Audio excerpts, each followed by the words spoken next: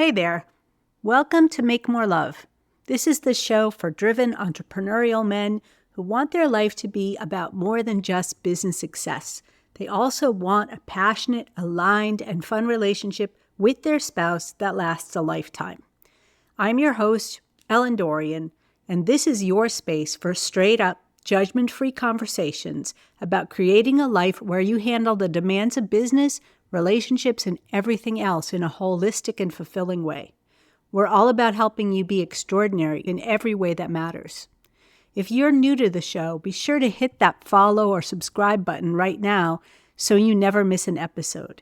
If you're serious about transforming your relationship and your life, staying connected here is your first step. And if you find today's conversation helpful, please share it with a friend who could use some new ideas for their own. Today I want to talk about a topic that often gets overlooked, but it can silently destroy your relationship. It's called stonewalling and avoiding difficult conversations. The concept of stonewalling was popularized by John Gottman. I quote John Gottman fairly frequently in the Make More Love episodes because he and his wife are known as the world's leading experts in relationships. And I find a lot of his advice and his data-driven approach is really helpful for everyone, especially for those of us who are more logical and analytical thinkers. Rather than starting with a long explanation, I'm going to share a listener's question that illustrates what stonewalling looks like in real life and how it impacts relationships. As I've mentioned before, the Make More Love show is tailored toward male entrepreneurs because those are the folks I've worked with for so many years. But they aren't my only audience. I have a wide range of listeners, and from time to time, they reach out to me with questions. I'm going to share what I told HC, a listener who emailed me recently. HC is married to the owner of an IT consulting firm. She wrote in asking for advice about a problem that I know a lot of you will relate to. Her husband has a tendency to go completely silent on her whenever he doesn't want to talk about something or he doesn't have an answer to a question. She shared that he's former military, so when he shuts down, it's like hitting a brick wall. Here's what she wrote. I've been married to my husband now for 15 years, and I love him, but I have a serious problem.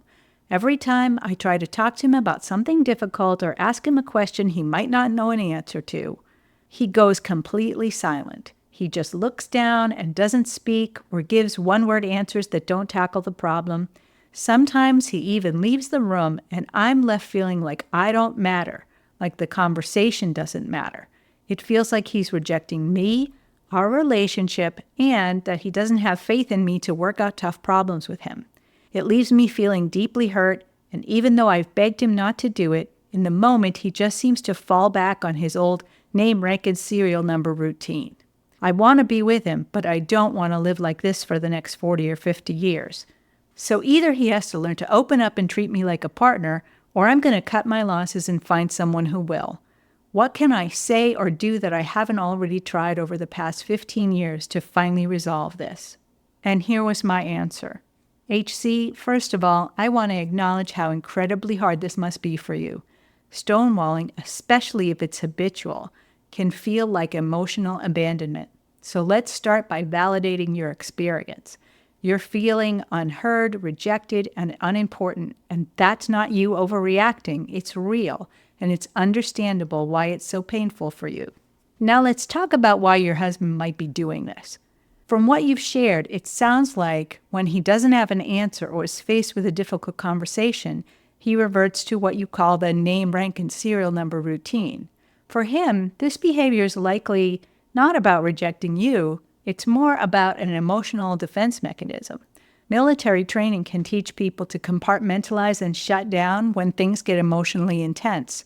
That doesn't justify his behavior, but it does give us a better understanding of where he might be coming from.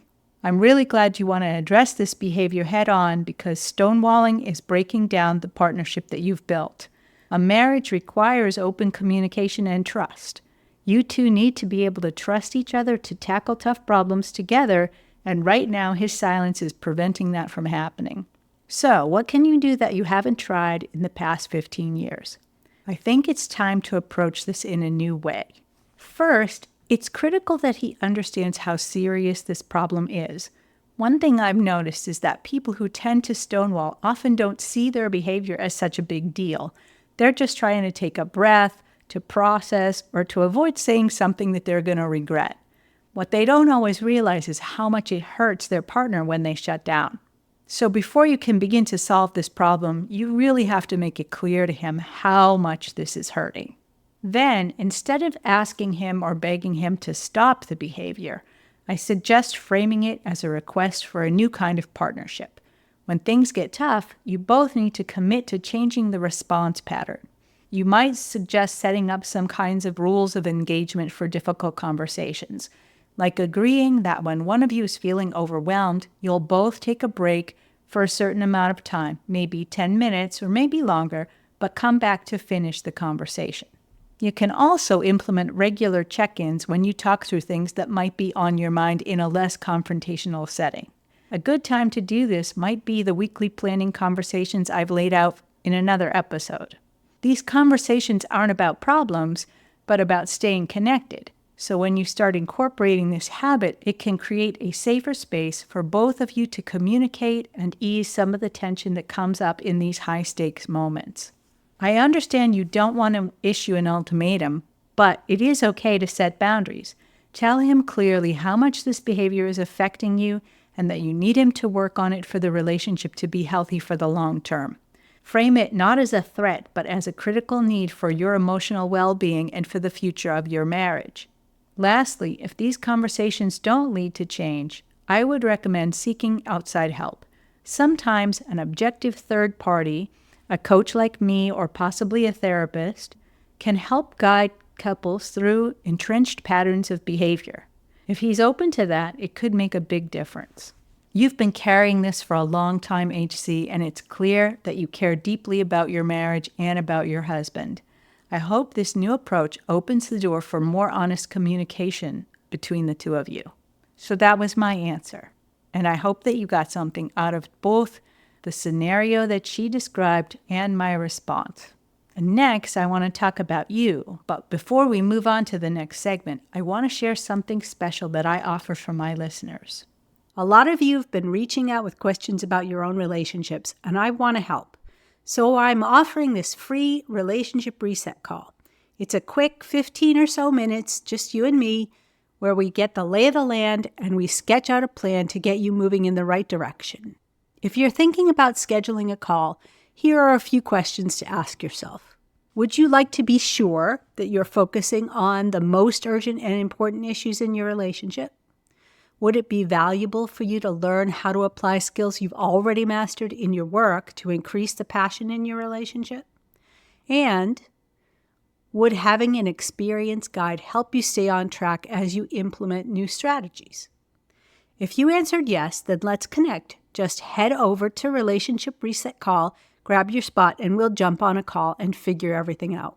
Because honestly, and you know this as well as I do, if you let your relationship slide, the cost to you financially, socially, emotionally, and in every other way is just enormous. It will truly put a dent in your armor. So let's not let that happen. Let's get you on a trajectory to make more love in your life and with your wife. And we're back. Now let's talk about you. If you're someone who tends to shut down during tough conversations, maybe because you don't know the answer right away or you're afraid you'll say something you'll regret, you might not realize the extent of the hurt and damage that it can cause. Now, before we get into solutions and how you break the cycle, I guess it's important for you to decide whether you actually want to break the cycle, because this is something that's going to take some work on your part. I'm going to assume that if you're listening, you do want to break this cycle because you do recognize that these are problems in your relationship and that it can be hurtful and damaging. So if you want to make a change, the first thing you need to do is recognize when you're doing the stonewalling. The first step to changing any behavior is recognizing when you're doing it. When you notice that you're checking out, shutting down, or walking away, take a mental pause and ask yourself, am I stonewalling because I feel overwhelmed? What am I avoiding? The awareness alone can start to shift your response. The second step is to shift your role. Instead of feeling pressured to answer on the spot, make it your job to fully understand what's being asked or what your partner is trying to express. Turn the conversation into a productive and connected exchange. Here's a process that will help you do that. It's based on principles of active listening and listening for understanding. These are tools that most of us learn in some kind of leadership training for our business, and now we're just going to apply those same skills that you already have to your relationship. The process has 5 steps. Step 1 is just to listen. When your partner is speaking, your only job is to listen, nothing else. Don't interrupt. Don't plan your next response. Don't let your mind wander. Your goal is to be fully present and attentive. Think of listening as the only critical task. Step 2 is to reflect and paraphrase. After they've spoken, paraphrase what you've heard in your own words. This not only ensures that you've understood their point, but also shows them that you're engaged. For example, you could say, "So what I'm hearing is that you feel ignored when we keep putting off planning our big trip." This creates clarity and validation for both of you. Step 3 is to acknowledge their emotions. Beyond just repeating the facts, acknowledge the emotions behind their words. This is key to helping your partner feel understood. You might say something like, "It sounds like this situation is making you feel frustrated and let down." This will show empathy and demonstrate that you're tuning into their feelings. Step number 4 is to ask open-ended questions. Instead of feeling pressured to answer immediately, ask thoughtful, open-ended questions that encourage more dialogue. Try something like, "Can you help me understand what's bothering you most about this?" Or, "How do you think we could fix this together?" This keeps the conversation flowing without making you feel like you need to have all the answers and all the solutions on the spot. But please don't say, "What do you want me to do?" That is not a helpful way to phrase the question, as contexts are really, in most contexts, it's not a helpful question. Step 5 is to ask for a break if you need one. After you've made sure you fully understand your partner's perspective, it's okay to ask for some time to process. Just be sure to communicate clearly that you'll come back to the conversation. Say something like, "I need a little time to think about this, but let's talk again later, tomorrow," whatever it is, and we'll figure it out. This way, you're giving yourself space while also committing to following up and resolving the issue. So, after recognizing that you're stonewalling and deploying the active listening strategies, the third way to break the cycle is to start with small wins. You don't need to dive into the deepest, hardest conversations right away. Start with smaller issues, build trust, and practice handling them without shutting down. Just like you tackle smaller tasks in business to build momentum, do the same in your relationship. Let's talk about why this approach works. It's not just a relationship saver, it's a game changer in any situation, actually. When you're in a high-pressure meeting at work or navigating a tough conversation at home, listening for understanding allows you to stay calm, collected, and engaged. It builds trust, keeps the conversation productive, and helps avoid misunderstandings before they escalate. Anywhere you have problems to solve with others, this approach is actually magical. Active listening can help you handle difficult clients, lead more effectively, create stronger connections at work, lead in community organizations that you might participate in. It works with your parents, it works with your kids, but it especially works in your romantic partnership by shifting you from reacting to understanding. Before we wrap up, here are 3 key points I hope you'll take away from today's episode. Number 1 is that stonewalling is not harmless. Shutting down during difficult conversations may seem like a way to avoid conflict, but it's far from harmless. It creates emotional distance and leaves your partner feeling rejected. It can damage the trust in your relationship over time. Breaking the habit of stonewalling is essential for fostering a deeper, more connected partnership. Number 2 is that listening for understanding can turn conversations around. Instead of feeling pressured to have all the answers, just focus on fully understanding the question and understanding your partner's perspective. By actively listening, Reflecting their emotions and asking open-ended questions, you'll create a deeper sense of connection and trust. And number 3, boundaries and open communication are essential. Whether you're the one being stonewalled or the one who shuts down, setting clear boundaries and openly discussing the impact of stonewalling on your relationship is crucial. Without clear communication, unresolved issues will continue to grow. Don't hesitate to ask for help from a coach or a counselor if necessary to work through these deeper communication barriers and rebuild your partnership. Avoiding difficult conversations might feel like a good way to keep the peace, but it's actually one of the most destructive habits in a relationship. The good news is that you already have all the tools you need to change it.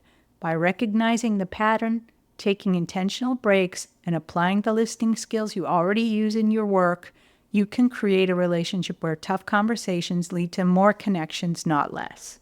If this concept resonates with you and you're ready to take action, I'd love to help you. Head over to relationshipresetcall.com and set up a time with me. We'll work together to identify the areas in your relationship that need attention and develop a game plan to get things back on track. All right, I hope today's episode added some real value to your life. If you are ready for more support, ideas, or just someone to brainstorm with, here are 3 ways to get that. One is to join our private and free Passionate Partners Insider community on Facebook for exclusive content and resources. Number 2 is to visit our website and our social channels to learn more about our programs, workshops, and private coaching options. That's passionatepartnersproject.com. And number 3, if you want to dive into your specific situation, book a free relationship reset call with me. Whether it's a minor tune-up or a major overhaul, we'll make a plan to get you back on track. Just head over to relationshipresetcall.com to set that up. You'll find everything you need, including the links to everything I've mentioned and my personal email right in the show notes. I'll be here whenever you're ready. And now I've got a request. I could really use your help to get the word out about Make More Love. First, if you haven't already, please hit follow and subscribe on whatever platform you prefer. And when you do that, it helps more people find the show, and it makes sure you don't miss anything. And second, even more important, leaving a review will really help me grow our community so we can reach even more people. And finally, if you know someone who's struggling in their relationship, please share the show with them. A simple share from you could be life-changing for them. So thank you so much for spreading the word. I'm Ellen Dorian. That's what I've got for you today. I believe you had good reasons for choosing the partner you have. My mission is to help you reconnect with those reasons and discover new ways to make more love in your life and with your wife.